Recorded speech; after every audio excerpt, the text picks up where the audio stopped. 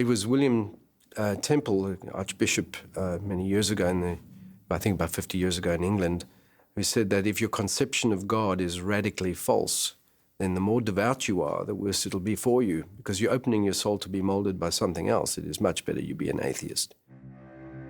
When you get the concepts of God wrong, when you get him wrong, and you get passionate about wrong things, evil happens. And I think and hence it's very important to get a kind of a handle on what we're dealing with here, because in a sense, all bad religion comes from a bad conception of God.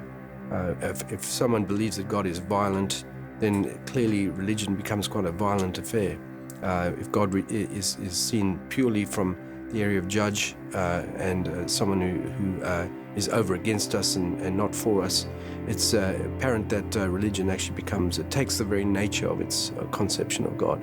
For us as Christians, our understanding of God is bound up with who Jesus is. For us, when we want to know who God is, we look to who Jesus is, and we have a very clear conception of that.